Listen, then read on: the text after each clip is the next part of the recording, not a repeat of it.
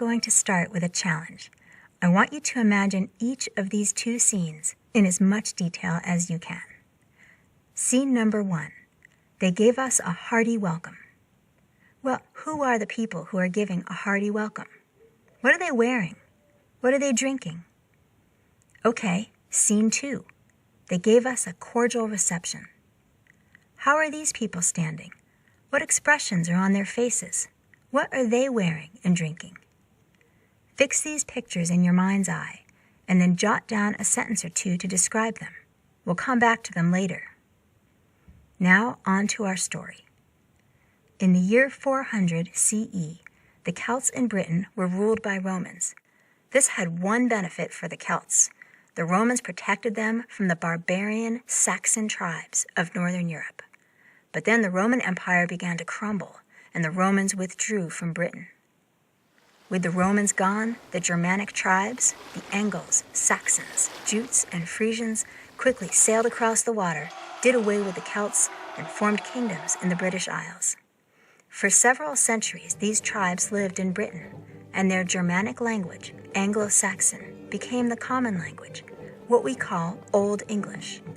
Although modern English speakers may think Old English sounds like a different language, if you look and listen closely, you'll find many words that are recognizable.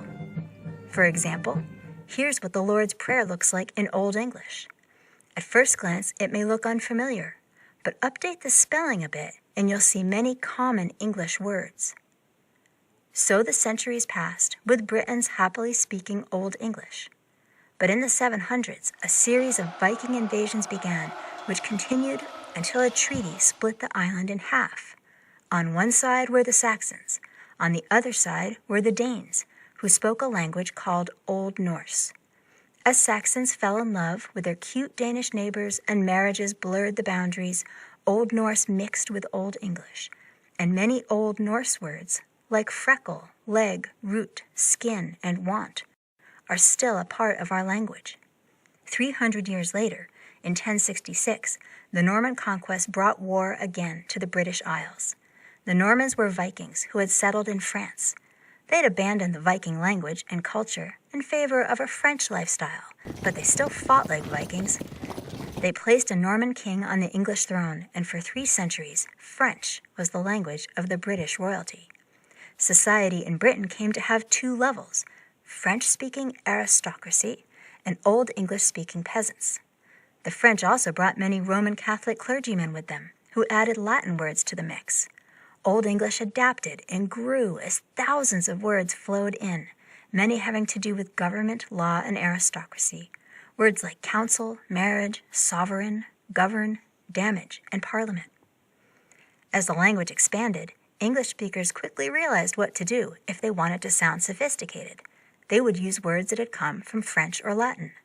Anglo-Saxon words seemed so plain, like the Anglo-Saxon peasants who spoke them.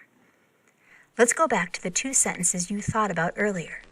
When you pictured the hearty welcome, did you see an earthy scene with relatives hugging and talking loudly? Were they drinking beer? Were they wearing lumberjack shirts and jeans? And what about the cordial reception?